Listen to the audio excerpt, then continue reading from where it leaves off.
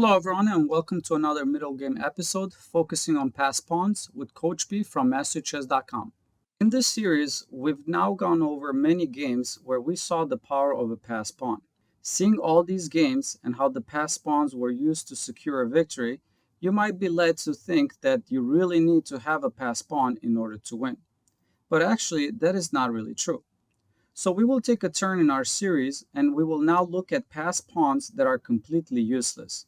And there are three kinds. The first type is a dynamic game where the battle is intense and the passed pawn has nothing to do with it. The second type of useless passed pawns games is a game where the passed pawn can be blockaded. And the last type is a game where the passed pawn is actually more of a weakness rather than strength, hindering your position. If you appreciate my content, don't forget to like, comment, and subscribe, as that will help me out. Now let's get back to the video. So let's take a look at a game that will highlight the first type of useless passed pawns. And this first game was played in Europe in 1620 by the Italian Greco-Giacomo versus an unknown player. And I'm just going to fast forward to the moves and stop at the critical moments of the game.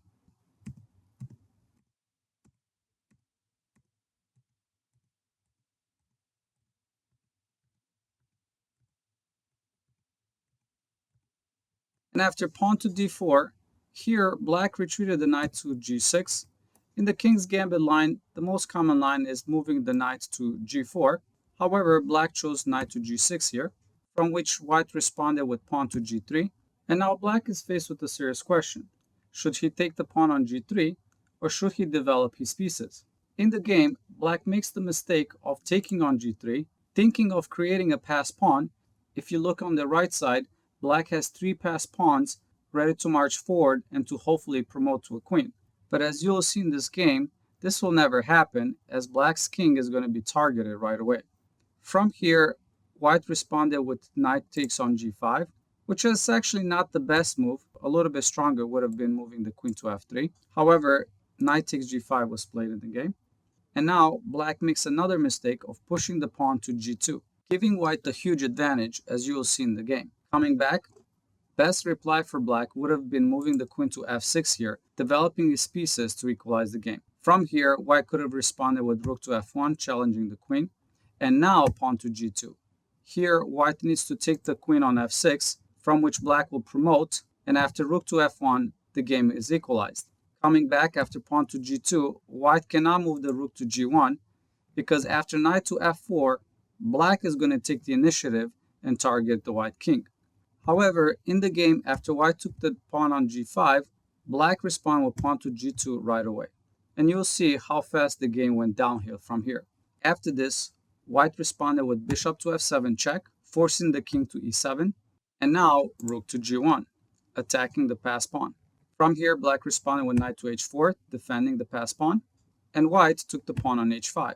Black responded with bishop to g7, white responded with queen to g4, and now bishop takes d4. Black can only dream of taking the rook on g1 and then promoting the pawn to that square. However, he will never get the chance to do that. Here, white responds with queen takes the knight on h4, threatening knight to g7, a discover check on the king, and a fork on the queen and the rook.